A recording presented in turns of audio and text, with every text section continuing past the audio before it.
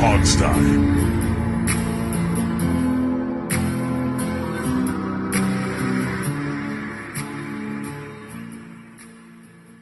Hello, everybody. Welcome back to the Hog Sty.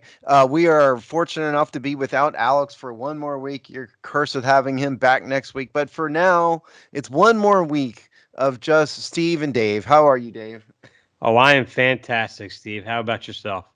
I'm fine. How is the fine state of Pennsylvania and the fine city of Philadelphia this week? Has Well, anybody died? Have there been any major riots? Anything like that? well, nothing of that nature, but they did manage within about a week to get I-95 north and south, a temporary lane to work through. So instead of having to travel off into the areas of Philadelphia you don't want to drive into at night, now you can just bottleneck together up on 95 while they finish building up around it. I saw this. So, like, a portion of a overpass, like, literally collapsed, right? Yeah, so it was a tanker truck that caught fire underneath the overpass and generated enough heat that just collapsed. No one got hurt, no one died or anything like that, but it's just crazy. But so it just was like random happenstance happened to be catch fire under this overpass. It's some believe that the guy came in sooner than when he should have in terms of rest.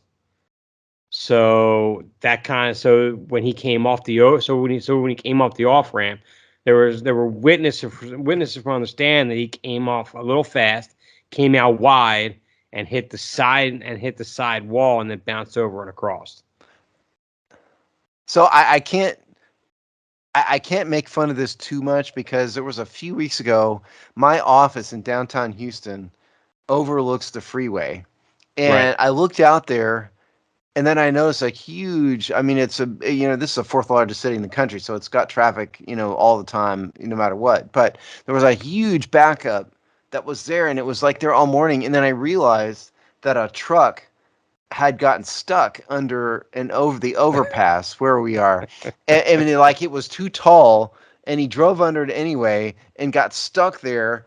And then that closed all four lanes because it damaged the bridge or something, or the overpass. And so these cars were like stuck there for like half a day, because it wasn't even really a spot where they could let them onto the other side. It was, Right. it was just, they were just like stuck.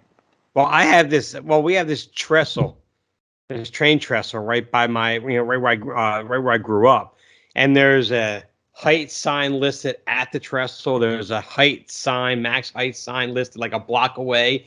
And even further down the street, there's another sign at 13 feet 6 inches coming for that, because it's so common for trucks. It's almost like they sit there and they just want to get a running start and try to drive right through it.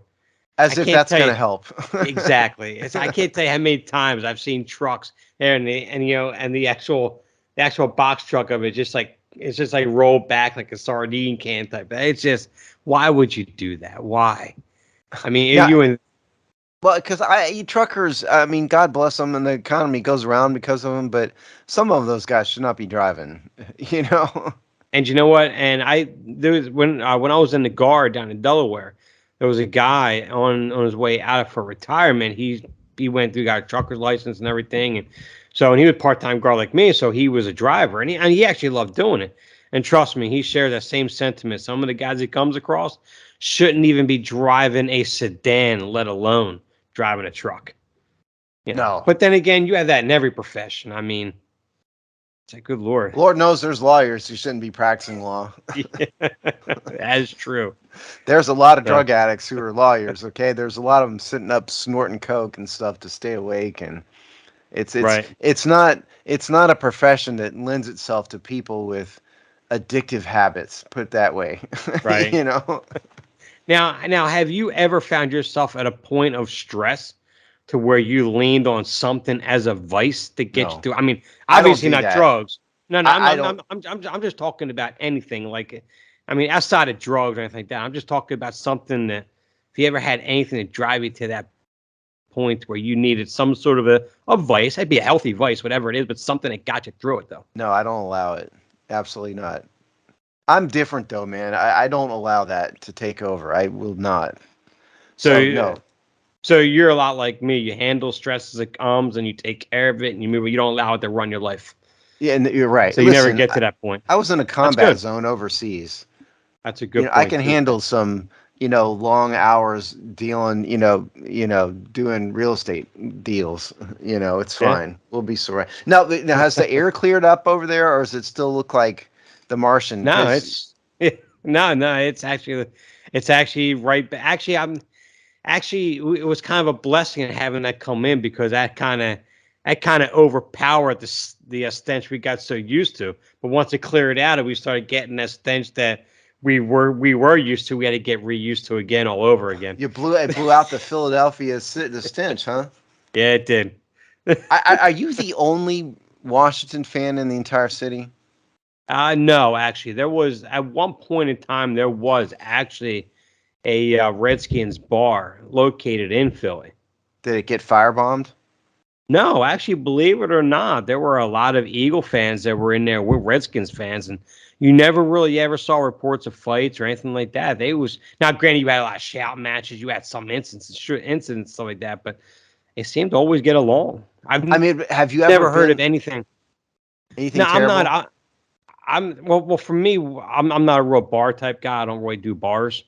I mean, if it's like a sports bar with like pool table or something like that or whatever. But this is more like along the line, like a dive bar type of thing. But I've never now with everything that you hear goes on in Philly in Center City. I've never heard really anything ever happen in that bar like that to ever really happen. Now, So are you unafraid or afraid to run around in Washington gear in downtown Philadelphia? no, I wear my red. I You wear I do. wear even to this. There's some Redskin stuff that I didn't pack away that I still wear for nostalgia. So I still wear that. It's the wife that gets tired of me wearing it. It's like, would you stop wearing that? We're She's not going going to here. We're beat you going up to. though. I mean, that's different. Your wife's on Well, your I don't team. know. Well, that's the thing though. She's still an Eagle fan, but if she decides to beat me up, I'm in trouble because she's gonna hurt me. Exactly. And we all know who's in charge. Oh, ain't no doubt about that. I won't deny that. Well, speaking of people who are in charge, Yes. one of the things this is a pretty slow news week in terms of football. Yeah. Just generally, we're in the dead zone here. It's June, and we're going to get to quarterback position group breakdown here a little later in the show. And the reason why we saved quarterback for June is to give us something interesting to talk about. But in terms of people in charge and ownership, there was a little bit of Washington news here, which I kind of find fascinating. And credit to Dave for finding this story. Josh Harris, through the company that owns the 76ers and the Flyers, has bought an interest in Joe Gibbs Racing.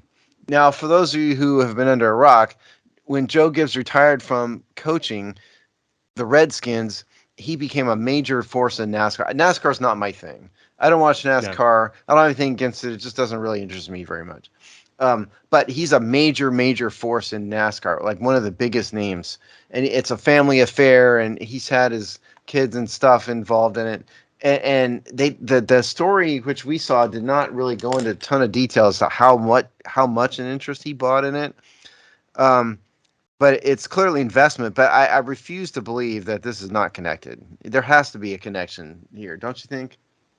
Yeah. In fact, there was someone that made a comment that it's if he couldn't get Joe Gibbs to be a part of his group and they come in with the organization with them. So what's the next best thing to do? Well, I'll come on your team and Buy into his I'll group. join your team. I'll come in your group.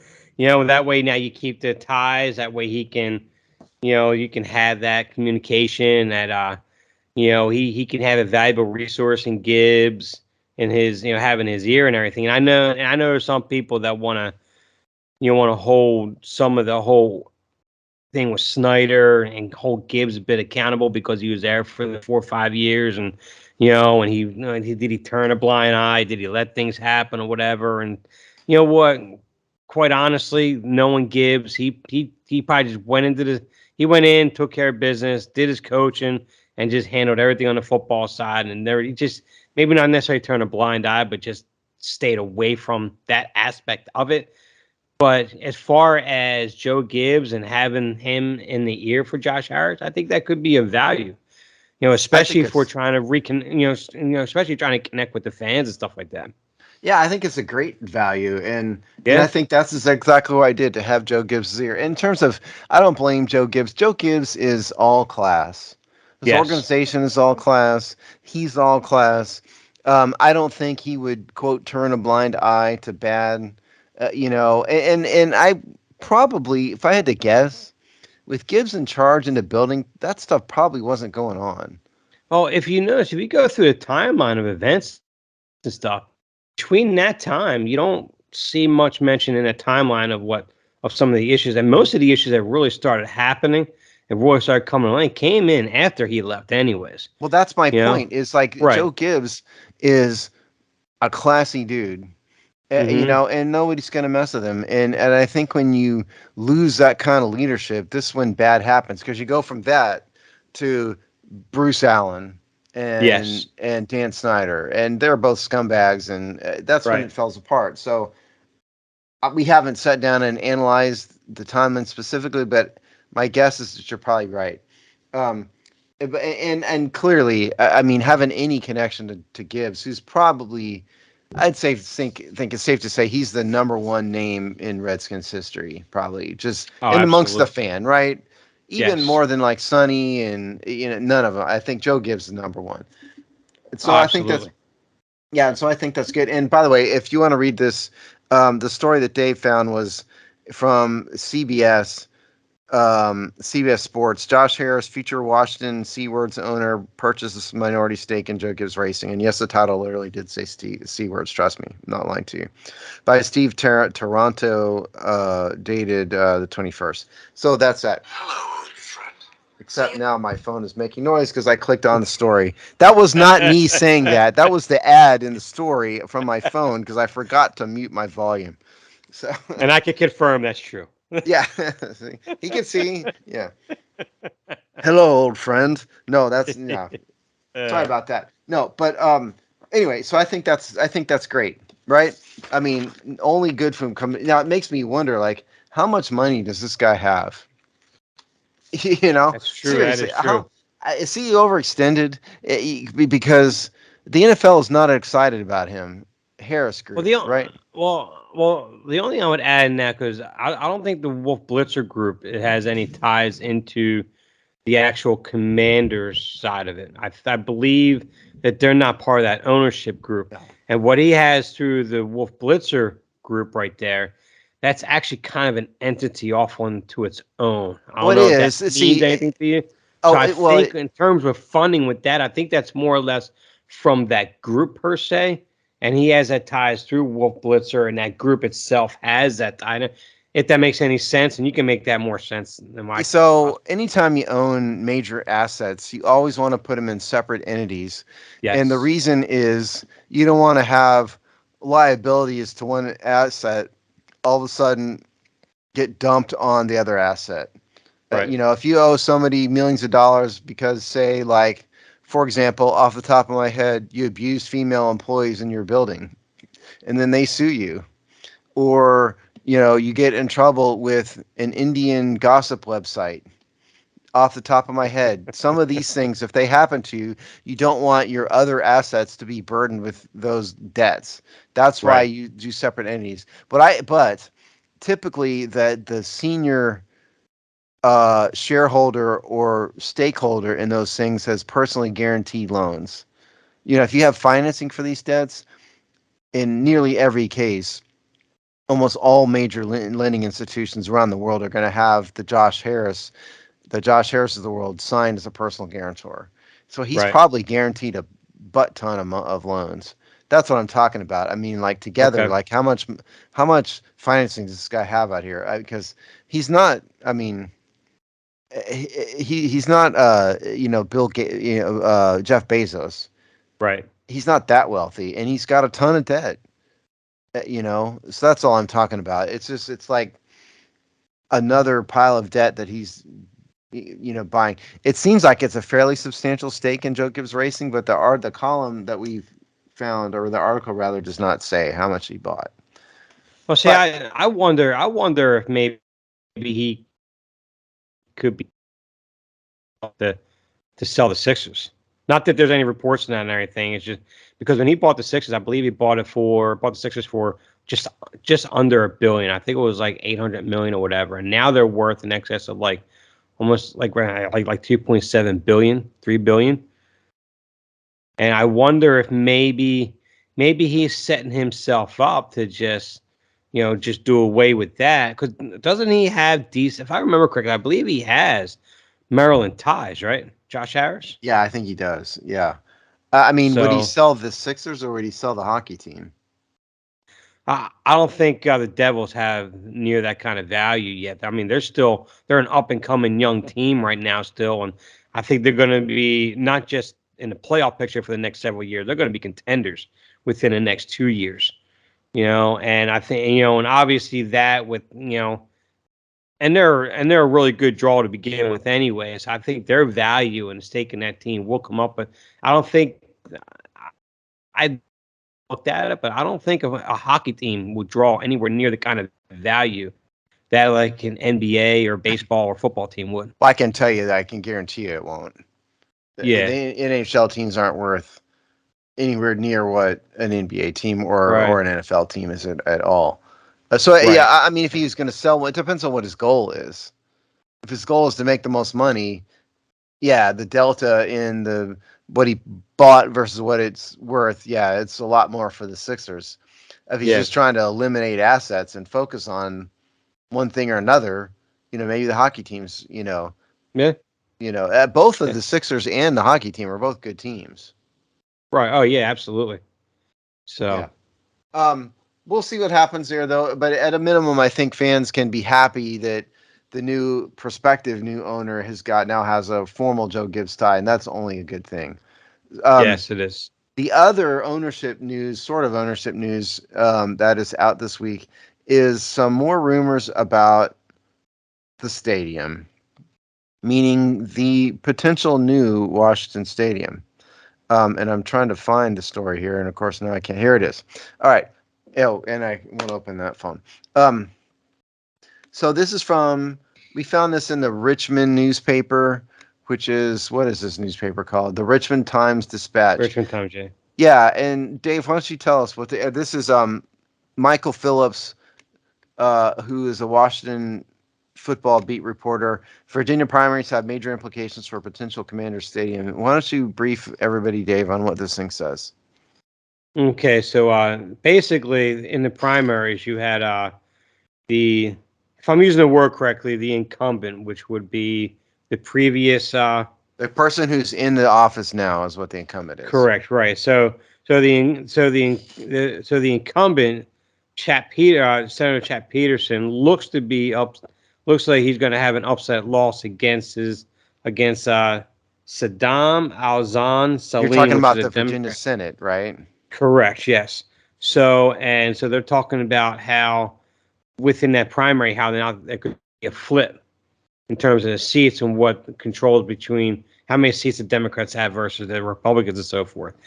And part of this is that Saddam Salim apparently has no real big issue with a stadium and the funding for a stadium, but as they go through in terms of the finances could change in terms of I can't remember what the number was on what was projected for. I was like 800 million, I think it was originally that Virginia was going to front for a stadium or something like that. Yeah, let me back up here. So this goes back a couple years ago, back when little Danny was trying to get a stadium, and if everybody recalls, he actually did have kind of an agreement in principle with a handful of Virginia state senators for a deal to provide an enormous amount of money, like something like $800 million. Don't quote me on the number, but something like that.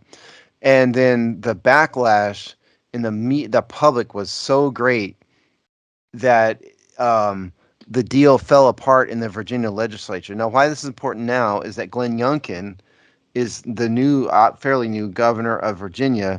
Youngkin is a Republican, and he's more business oriented. And he, according to this article and elsewhere has been far more open to once again re-engaging with Washington about potential funding for a stadium. And so what this article here is saying, this guy Saddam Salim, among others, is one that could be potentially good for, is more of a business guy, and it potentially could be good for funding for a stadium. That's what they're getting at here. Now, we try to stay away from politics here on this show because we don't really do that. But in this case, it's relevant. So the Virginia House is controlled by Republicans. Glenn Youngkin is a Republican. The Senate is controlled by Democrats currently, but they have an election in November. And what the point here is that if this Salim guy, among others, wins, then the Virginia Senate could flip to the GOP, which are more apt to give out things like money to stadiums because they're more pro-business. That's the point. So it's possible. Now, I don't know about you, but I have a major, major heartburn with giving a truckload, literally a truckload of dollars to a multi-billionaire NFL owner. I don't know, in my view, I don't think spending that kind of money on a stadium is in the public interest or in the public good. When you spend money, public money on things like construction projects, you ought to be like building affordable housing, community centers. A stadium is really for the ego of the locality. You're not providing real jobs. You're providing some part-time jobs, Right. vendors and so forth. And I'm not disparaging those who do those jobs. You do it for some money, but that's not a career. That's It's a not a side living job. wage. It's Right. not a living wage, and it's a side job. So you're providing some like groundskeepers and stuff. There's a few jobs, but it's $1 billion for that. So I think you could spend the money elsewhere better, personally. That's my view. It's always been my view. But so that's part of this column, is that it mentions that Virginia could be, it is back in the running now that Danny's out, but it could be more in the running if this election goes the right way, in literally the right way, as opposed to left, right meaning Republican, in November. So that's that part of it. It talks about Maryland being in too, maybe in again, but didn't really have any specific concrete sources in there. And we talked about RFK last week, mentions RFK again. But this is really, what they're really saying is that the Virginia legislators may be in a position to be more apt to give money out for the stadium if the right people win in November. That's the point. Right. And it's and I agree with you at point in terms of having to fund the money based off of basically public funding. And it's gonna come out of the taxpayers' pockets. I mean, there's no other way. There's no other ways about that. Now I mentioned last week you went detail about that in terms of now if you did something like a SoFi situation where you put in the businesses, restaurants and retail and even housing and stuff around that and so forth. I could see how that could ultimately now benefit the community in the area, sure, but is that going to offset that enough? Is that going to create the kind of jobs and the kind of economy in the area to help offset what people are now going to have to pay through taxes? Well, it depends on how much tax money they're using, right? Right. Yeah. I got you, like SoFi. I use SoFi as an example, but Stan Kroenke, through his company, did all that without public funding. Yeah. Yes. All that was a Absolutely. private development, and that's Yeah. perfectly fine. And also he's a real estate developer. That's what he does, Yeah. among other things. I don't know if Josh Harris. I mean, Josh Harris is a professional. I don't know if he's a real estate developer. I mean, that's like capable and experienced enough to do a major development like that. And you have to find Yeah. the right area. Right. It's. I tend to think that's probably unlikely here. Oh, I think so. Yeah. Absolutely. It's just looking at that. That's probably like really the only perspective or the only way you can look at to where, okay, you're taking taxpayers' money Right. and you're doing that would work. But like you said, I mean, he's not a real estate developer. I know Michael Rawls has He's more of some. a real estate background, yeah. but I don't think he's at the level, which was Gronky, right? You said Kroenke, yeah, Stan Kroenke Gronky. is now. Yeah, but Now I don't think Magic he's near that level though. Now, Magic Johnson has done some real estate development.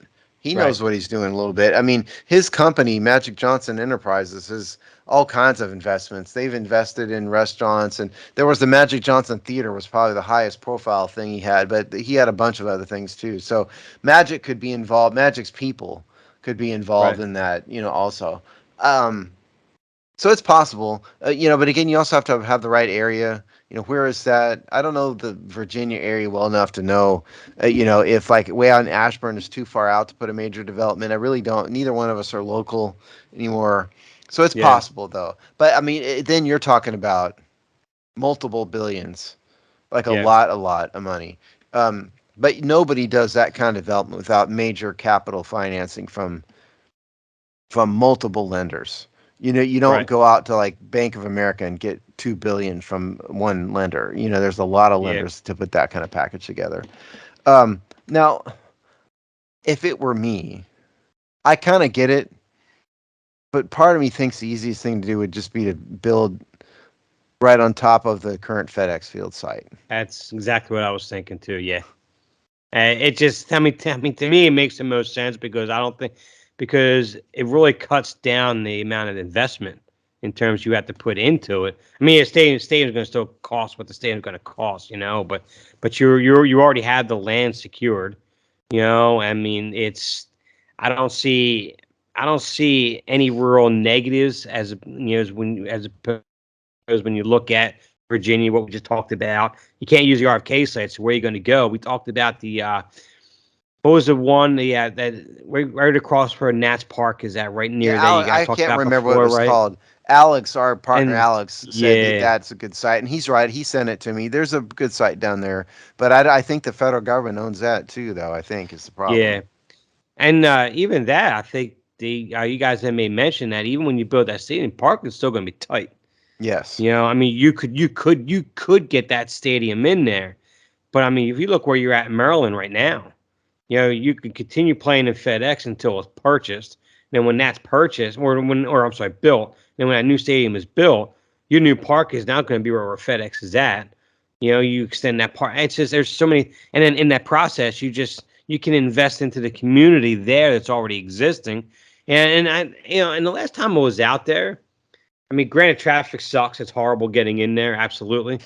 But in terms of for the businesses around there, from last year and a few years prior to that when I went there before, it seems like it's still kind of an uptrend and in the area in terms of the housing and the businesses erecting around there and so forth. I don't I mean it's not great, but I could definitely see it going in the right direction. But that's just Yeah. I also think it's best to have the stadium inside the Beltway somewhere. That hmm just to me feels like it's more Washington, even if that's it's true. not over the district line. It's still inside the Beltway. Yeah, And to me, that's DC. If you're inside the Beltway, that's DC. I'm right. not a native, but that's what I've always thought about it. Because if you get outside of it too far, you're kind of in almost like, if for those of you who haven't been out to Ashburn, it's almost rural Virginia. You don't feel, as it's currently constructed, you don't feel like you're in the DC area, particularly Right. out there. Right. You're kind of out in the middle of nowhere. And if you get too far outside the Beltway in the Maryland side, well, now you're into Baltimore, or Yep. you're in like rural Maryland. If you go like too far out, like Prince George's County or somewhere, or farther east, it's just so if but that having been said, it doesn't matter what we think. What only matters is who's going to give Josh Harris the most money. Period. Dot. The end. That is the only thing that matters here. Hate to Right. break it to everybody, but that's what matters.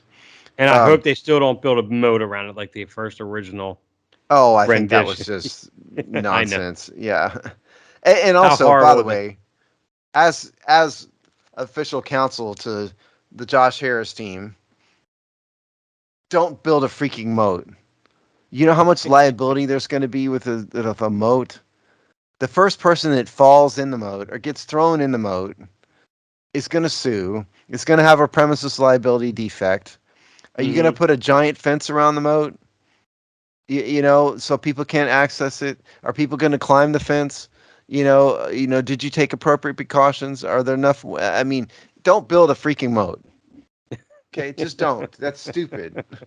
That's like a Dan Snyder, I'm not listening to my attorneys level nightmare. It's stupid. Don't build a Yes. bunch of drunk football fans has the potential to go horribly, horribly wrong. Yes. Yes. Don't build a moat. Okay, so that's really the only real stadium, etc. in ownership news. We're still waiting. For those of you who didn't hear last week's show, we are still waiting till it looks like the end of July or early August before the NFL will approve Harris if they approve him. Remember last week we told you guys Yeah. that July 20 that the NFL told its owners to reserve July 20th and August 8th as two potential dates to approve the ownership group. They're still in the midst of vetting them and whatnot, and so there's no real news on that. Team news, though, there's a little bit of team news.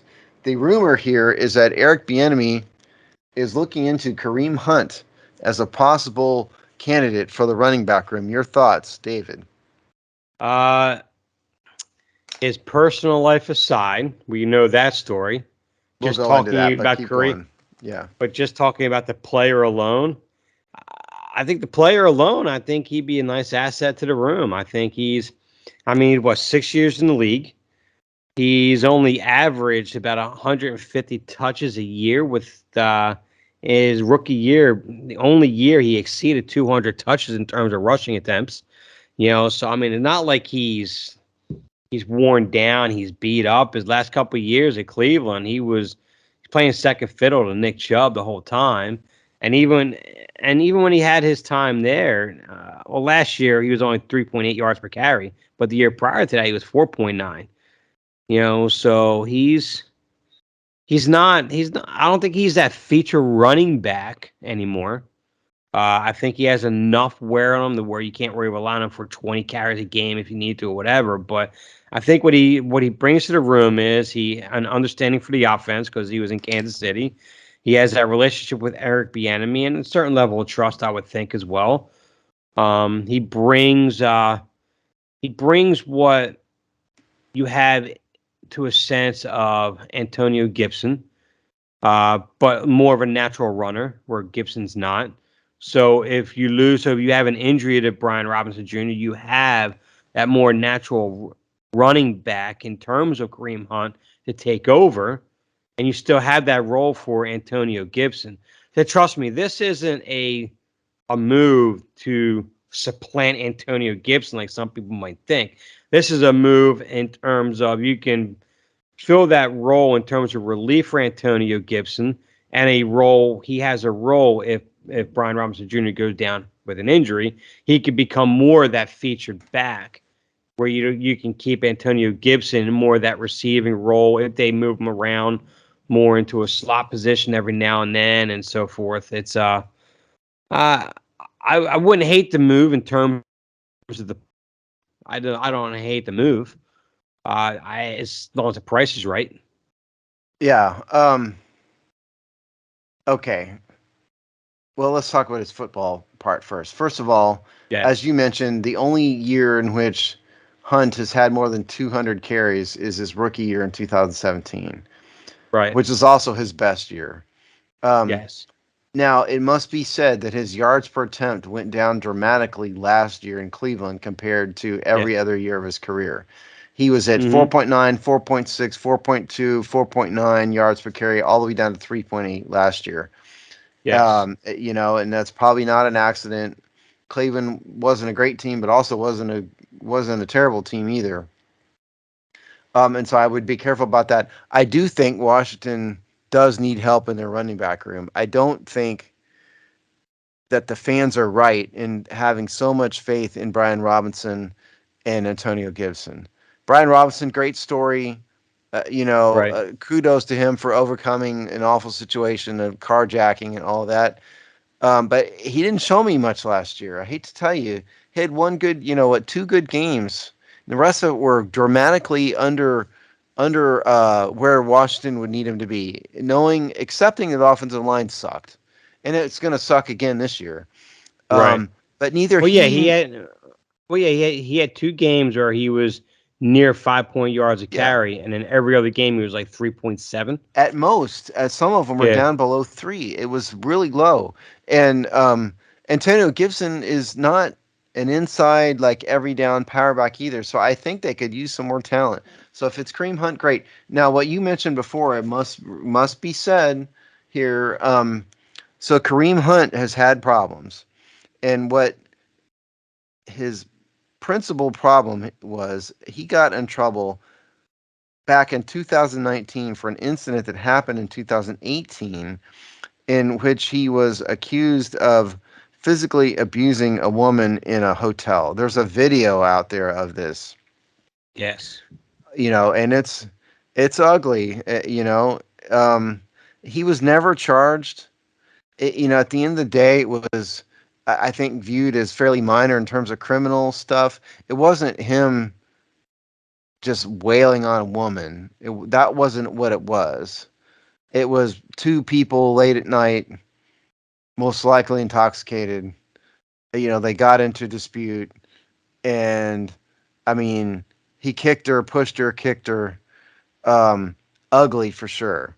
But what I'm saying is they didn't charge him with a felony out of this, and Right. I don't think they got any cooperation from the victim either, the cops, and so it kind of went away.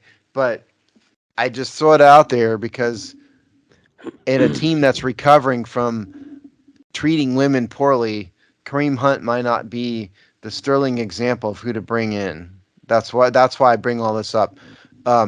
I have no tolerance for this kind of stupidity. I cannot root for people who do this. Right.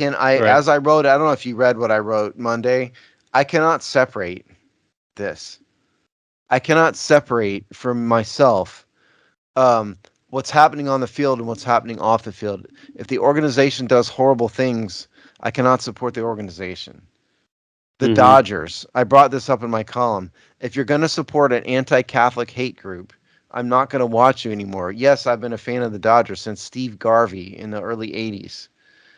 But if you're going to support an anti Christian hate group, I'm done with you. And the same with Washington, and so I'm not sure Kareem Hunt is the right thing to do from that respect, just considering what the organization is trying to overcome. Right. Well, But I'm not it's sure they care. well, it's I think when you look at the Kareem Hunt situation, it was a situation where yeah, he should have avoided what he had done. What he had done was reprehensible, absolutely. And I believe yeah, they were both intoxicated. And part of that story too was is that she, in the midst of their arguing, that she started throwing around some racial terms at him too as well with the N word and so forth, Okay, but right? that's not an excuse. No, no, I get that. I get that. But when you're sitting there and and when you're in that kind of a toxic relationship, before it gets to a point where it escalates to that, if she in her most natural self, if she's going to act like that around you, and there's no way that's the only time she's ever done that. There's No, no but there's get no away from way. her. Kick her out, Exactly. get away from her, walk away. Exactly. And this, and this it's a problem that could have been avoided, maybe. I would assume. I'm just assuming because I mean it's not just some, if you're in a relationship with someone for that long, you should kind of get a I don't think sense. that's what this was though. I don't think that woman was somebody he had a relationship with. I thought it I think was. I thought they I might were be wrong, but I remember this as like not like a long-term girlfriend. Maybe I'm wrong. Maybe I'm okay. remembering it wrong. But regardless, it almost doesn't matter. Regardless, right? But Yeah, if now, they're having a dispute, okay, if she threw racially charged words around, that's bad, and neither you Dave should nor I still can relate to that in that way. right. But Exactly. the answer is not to throw her Kick to in the and ground and punching, kick yeah. her. The answer Right. is to kick her the hell out of the room and Yeah. never talk to her again. That's the Yes. answer. Yeah, and that's what Right. he didn't do. Um, Obviously, this is an Eric Bieniemy thing, right? Mm-hmm. Yeah, Right. I mean, you have to assume Eric Bieniemy remembers him from the good Now, old days. I will be curious though because this was first rumored that like almost a week and a half ago. of the interest. And I'm wondering if the interest is coming from Bieniemy and maybe Ron Rivera because of the culture and his no tolerance on how you treat women. I'm wondering if maybe he's kind of stepping in and having a conversation with Bieniemy and say, listen, I know you love the guy. I know he worked well in your system, but he might be even conveying the exact words that you were just saying. You know, we're getting away from a toxic environment from women. I don't know if I want to bring a guy onto this team that has that history. I think it's too soon. I don't think we can do that. So that could be why it hasn't even happened yet. And Ron Rivera is just probably like, listen, man, I'll let you do whatever you want. But this right here, I just can't let you do. Okay, That's so possible. it's possible. Now, you may be right because his suspension for that in 2019 was in violation of the league's domestic violence policy, which indicates that there's some kind of relationship. So maybe you're right. I'm remembering wrong. But yeah, that's possible. I just think it's a bad look. Now, in terms of contracts, the last contract he's had with Cleveland was 2 years, $10 million. He's never made a ton of money. So, if they're going to sign it, would probably be for cheap. He's still a free agent. Yeah. But there's got to be a better way though. And speaking of toxic, by the way, I wanted to bring it up. I saw that Tyreek Hill got accused of another assault. This one was an employee at where was it? It was at a marina or somewhere. Yes. Something like that. Yeah. So this is not like he beat the heck out of someone. This is like he slapped someone, kind of assault. And apparently the investigation is over. He's not going to be charged with the crime.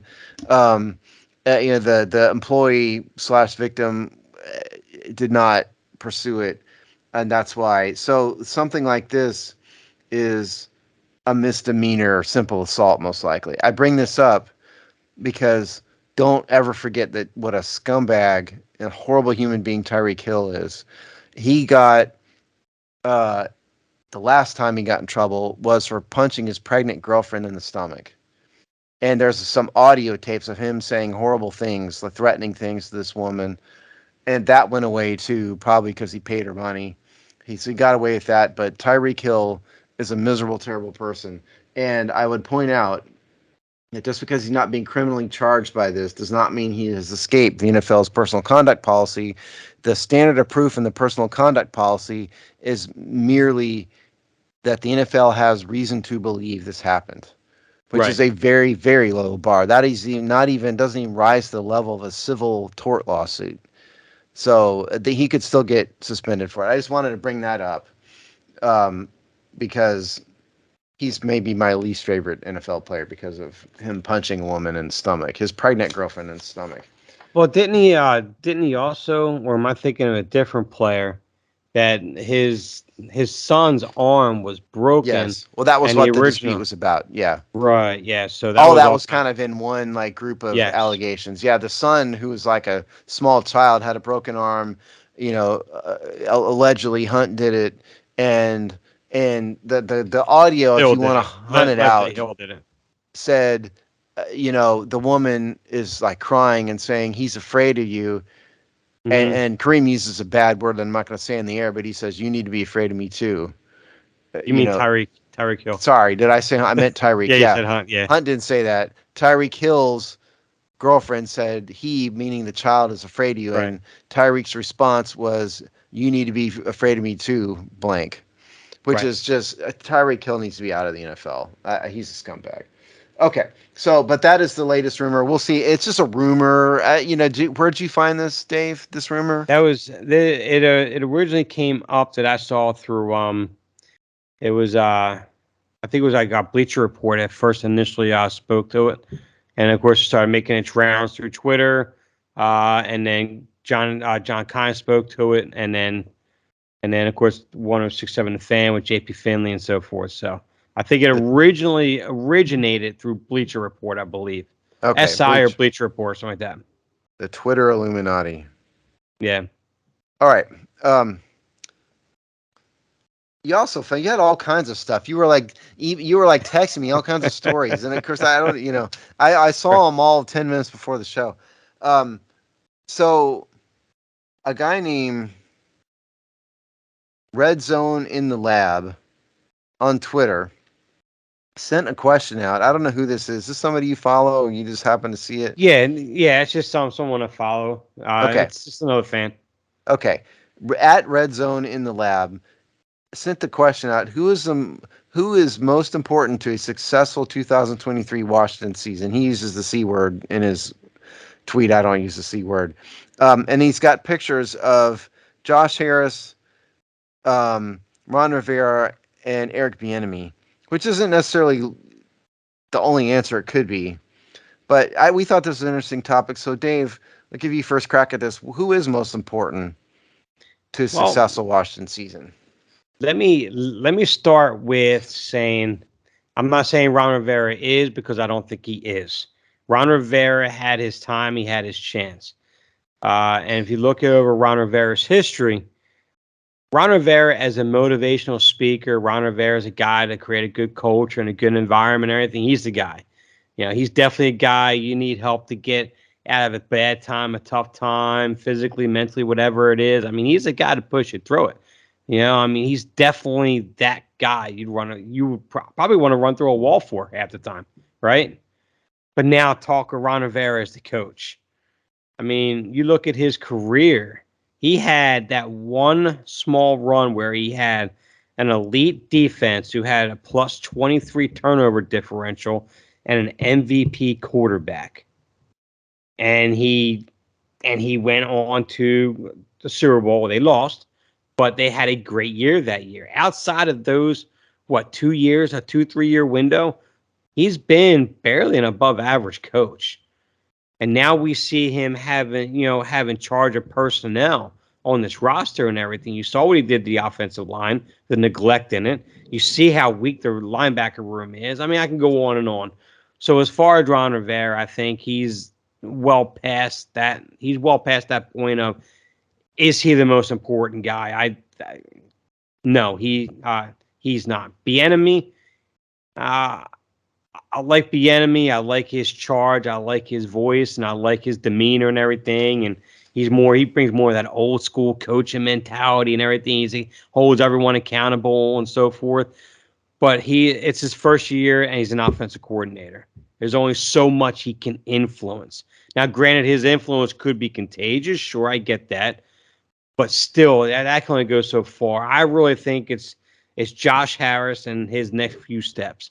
And part of those next few steps is not coming in with the plan and the intentions of giving Ron Rivera that opportunity to be a front office guy like some of the weak rumors we kind of heard about a couple weeks ago. I don't think he's going to come in there and just right away and just say, okay, I'm going to crown Eric Bieniemy and my future coach or anything. What he needs to do, he needs to come in with his guy, his personnel guy, and sit there, like I said before at that press conference. This is the guy, the team president, the new team president of football operations. He's going to evaluate. He's going to make the decisions. And if Ron Rivera stays, because of him. If Eric Bieniemy stays and becomes elevated as a head coach, it's because of him. If we clean house and move on to something else, it's because of him. These next few months, when he finally purchases a team, his decisions just on the football side, I think, is going to be the most influential over the next few years and even going further. Yeah. I agree with you. I was flipping through the responses to the tweet that you sent, and I retweeted it from the Hog Sty's account for those of you who want to find it. A lot of the responses said Eric Bieniemy. A couple people said Sam Howell. I think that's very short-sighted. If all organizations, not just football teams, but all organizations ultimately are a success when you have strong leadership. Yes. Strong management. There's a plan and a philosophy. The biggest reason why Washington's been a total mess for decades is they've had a very weak leader. Yes. Dan Snyder was not a leader. He was a terrible leader. He was selfish. All of that. It didn't inspire people. The number one thing Washington has to do to be successful is have a solid leadership with a plan and the ability to put a bunch of professionals in place to execute it. Right. Now, if you're talking about like for the 2023 season, what will be more of a contributing factor to get them to win 9 games instead of 8? I mean, yeah, probably Bieniemy, but that's not what success is. Right. In my view, a successful season for Washington could happen if they're 5-11, they're 5-12, if there is, if the tide has turned on the organization. Because you've spelled this out before in previous Josh Harris columns, how he did build up the 76ers and the Devils. Right. Have they won championships? No, but those teams are in contention every year. And the one thing Washington, one of the many things Washington hasn't done since Danny has been in charge, has ever been a contender for any length of time. They've had a couple years here and there where they looked kind of on the outskirts of it, and it quickly died and went away. Right. Teams with solid leaders are contenders. I always bring up like the Lakers in the 80s. It wasn't just because of Magic Johnson. It started with Jerry Buss, who put all that together. Mm-hmm. The Redskins in the 80s. Right. It wasn't just Joe Gibbs. It was Jack Kent Cooke, Charlie Casserly, and Joe Gibbs. Right. Or Bobby Beathard, rather, Bobby and Joe Beathard, Gibbs. you're right. Bobby Beathard, yes. Those guys, they were leaders in place that had a philosophy. A key tenet of if you read anything about leadership, they will tell you, you have to have a leadership philosophy that you impart on the people. And the leadership philosophy that Dan established was, I'm going to drink and play golf in the hallway, and I'm going to feel up a bunch of cheerleaders. That is not winning. And so I think Josh Harris comes in, cleans house, gets rid of the trash, and just says, we are a professional team. In my view, that's success. And you will see that. Right. You might not see it pan out in 8 weeks, but you will ultimately see it pan out. And so I think that's kind of what you're saying. So, I mean, right. I definitely agree with you. Now, in terms of on the field and stuff, let's go at it like this. That's real success. But in terms of like on the field, to me, I think, unfortunately, it begins and ends with the offensive line. Because if you have an offensive line, you can stick a mediocre quarterback back there, and you can get running backs up to like league average or more in terms of yards per carry and whatnot. But the problem is Washington's offensive line is a bunch of dreck. Right. Now, maybe we're wrong, and maybe some of these guys will unexpectedly rise to the occasion, and I think that's what it will take to have success. But they have a pretty hard schedule for being a fourth-place schedule. Yes. So but to me, it starts and stops with the offensive line, because Sam Howell will fail. 100% will fail if the offensive line stinks again. There's no way a guy who's played one game is going to come in there and ball out if the offensive line sucks, particularly not having a great running game. Right. No, I agree, because we're not getting Mahomes walking into this door. That's not happening. And there's very few quarterbacks you could put behind a wretched offensive line and succeed. You have Aaron Rodgers did it for many years when he was in Green Bay. Yeah, he had some weapons on the outside. He had decent defense, but a lot of years that offensive line was not good. But Aaron Rodgers was Aaron Rodgers. I mean, he was able to make do, improvise, and do what he had to do. Mahomes, yeah, it's the same way. Sam Howell, I mean, listen, there's a lot of intrigue with Sam Howell. There's a lot of things to like about the kid, especially his work ethic. He really does have a good work ethic. He doesn't really, from what I'm hearing reports, doesn't repeat the same mistakes, all that stuff. I mean, he has everything for you to have intrigue in him as a potential guy going forward. But when you have a guy that has potential intrigue, the only way that potential is ever going to come through is if you give him protection. Does he have that? I don't see how he has that either. I mean, yeah, you bring in Wiley, that's fine. That's, but then you kick in Sam Cosmi into guard. We don't know what he's going to be like as a guard. And then you have the guard on the other side, who I think Trey Turner, once he's officially healthy, is going to wind up being a cuss. And now you have a guy that looked good in camp last year in Chris Paul, and people are high on him, but has no experience going against Sadiq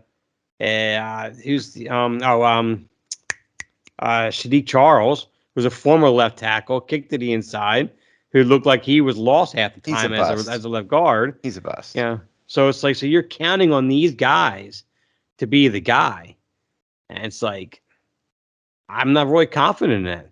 No, yeah, it's negligence. And this blends nicely into our next topic, which is our final topic of the show because we're running out of time here. Yep. The position group breakdown on the quarterback group. Position group breakdown is something we do all off season. It's very exciting, where we review. Now that we're through the draft, we're through free agency. What does Washington really have in a particular position group? So obviously, quarterback number one, we already talked about him, Sam Howell. Let me just run some stats. There aren't a lot. His only NFL stat was in game 17 last year, went 11 for 19 or 169 yards, 1 touchdown, 1 interception, 83 quarterback rating. Not terrible, not great. The very definition of mediocre. They did win the game, so you give him that. In college, played 37 games. Sorry, my computer is all goofed up again. There we go. 713 completions in 1,117 attempts. 63.8% completion percentage, which is good but not great for college. 10,200 something yards, 92 touchdowns, 23 interceptions, had 1,000 rushing yards. Second team All ACC honors. If everybody recalls, he was much better as a junior than he was in his last year, or as a sophomore than he was as a junior when he came out. My analysis of him at the time, before Washington even drafted him, when I was doing the pre-draft stuff, reads the field well, sometimes makes amazing throws, other times looks like doo-doo. You know, he was inconsistent. Only thing he was consistent about was that he was always inconsistent. That was Howell's problem. He rotated between bad, amazing throws, looks like elite quarterback, to just terrible. I mean, he wasn't helped with, he lost some receivers and the team wasn't as good. There's that, but he's athletic, can run a little bit. I thought he got drafted too low. I thought he should have been drafted higher. I thought he would have been a pretty good second round pick personally. So I think Washington got a good deal of him. Let me stop there. Your thoughts on Howell before we move on. Well, I think Hal, when you look at his 2 years in college, it really showed that, granted, I know every quarterback needs talent around him. I know that. I understand that full well. But as you realize, you can see just how much a quarterback relies on having that full complement of players around him, not just a few.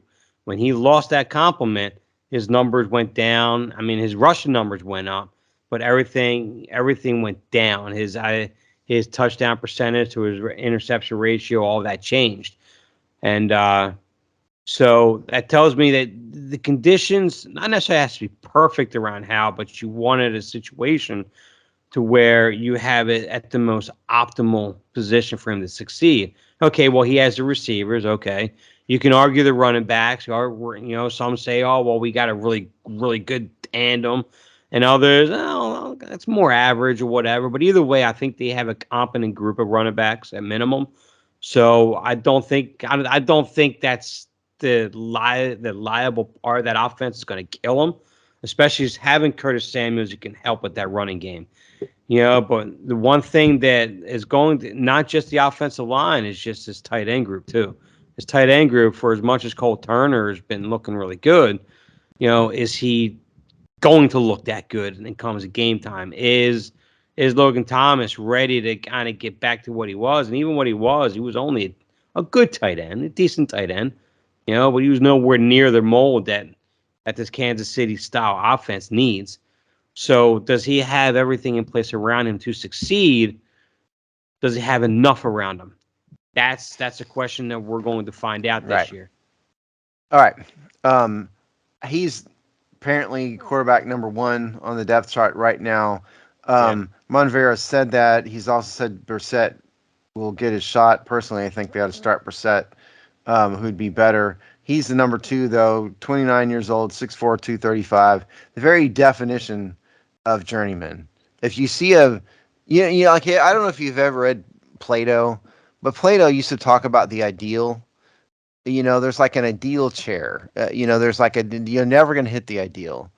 Right. Jacoby Brissett is the ideal journeyman quarterback. There's never been anyone who's personified journeyman quarterback better than Jacoby Brissett.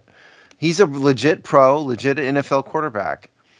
He's had 60 games, 37 starts, 60% completion percentage, uh, 727 completions, 36 touchdowns, 17 interceptions. Played, he was drafted by the Patriots, traded to the Colts, was in Miami, started after Cleveland. Tua got hurt, and now he's in Washington. He can step in and be a pro. That's about all Yes. you're going to get out of him. He's not the future, unless something drastically changes. He's not the future, but he's at least a veteran, which you had to have. You're gonna have a really, really inexperienced quarterback at number one. Well, yeah, I think Brissett's definitely a pro. In fact, last year was really his best season he's had. Yeah. In completing 64%, having 12 touchdowns to 6 interceptions, over 600 yards passing and so forth. I think he had a really. I mean, granted, you had Nick Chubb to hand the ball off to, and you had Amari Cooper to throw to, but that was pretty much it. That what he had in Cleveland anyway to begin with. But he also had an offensive line. That Cleveland offensive line was pretty solid last year. But he's not going to have that anywhere near that in Washington. Right.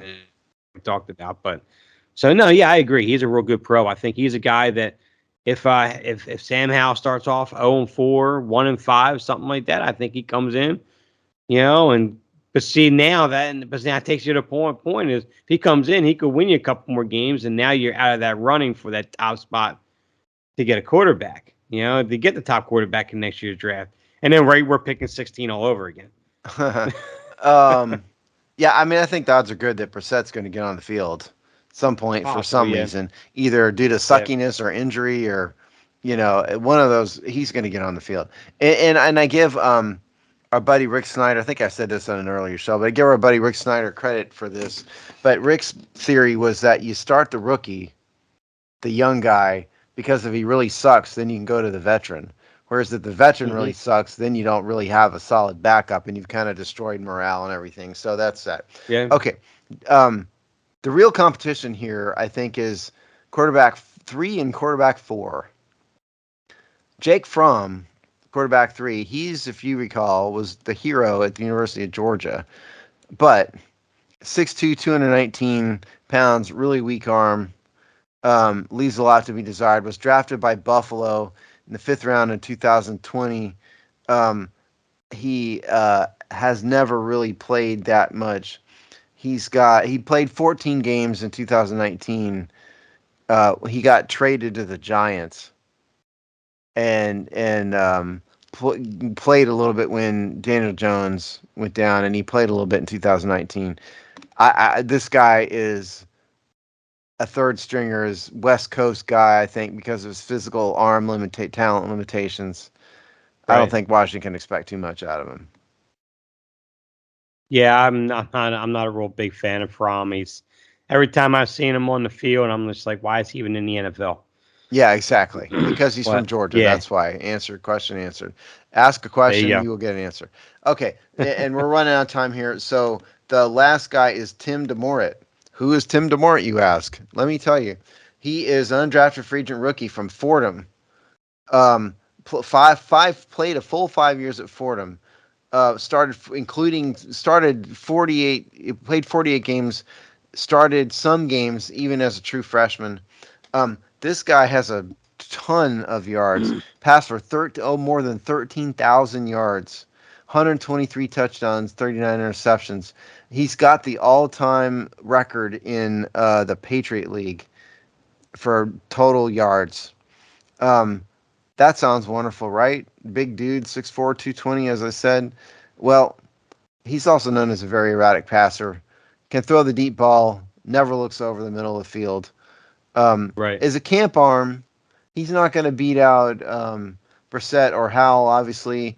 But if Jake Fromm really sucks, and DeMorit will get a shot at some point, I could see him maybe making the roster over Fromm. Yeah, because it's almost a guarantee that Fromm's going to suck anyway. So yeah, neither one of us are. That Mr. and Mrs. Fromm aren't going to enjoy our podcast. Yeah, no. And I'm sure he's an outstanding dude. Probably a wonderful father if he is a father.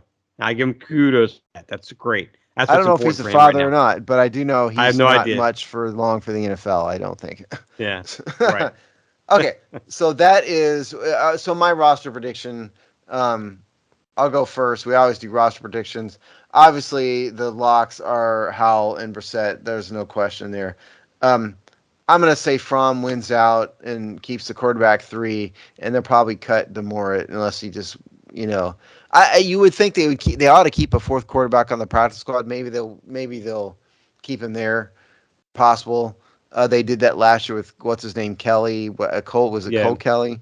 So we'll see. But Yeah. I think there's not going to be any surprises in this group. That's my prediction. No, yeah, I agree with that. Unless there's a surprise release of a veteran quarterback or something, that maybe, like a Colt McCoy type of guy that's released or something, you bring him in and replace Fromm. Yeah. But other than that, I agree with that. Yeah, I mean, the rumor, of course, is that Patrick Mahomes is going to get cut and come to Washington. Well, actually, I think he demanded a trade to Washington. Yeah, that's what I thought too. Yeah. Him and his So $350 million contract. Yep. Yeah, obviously, I'm just kidding on that. But yeah, we are done. We're out of time here. So everybody, thanks for listening. We went over a few minutes. That's okay. Alex, we're just kidding about Alex. We love Alex. He will be back from his sojourn into, where was it? Switzerland, I think. Switzerland. I think he went elsewhere too. He kind of went all over Europe, didn't he? Yeah, I don't know. We'll find out all about that next week on the Hog Sty. See you next time. All right, take it easy.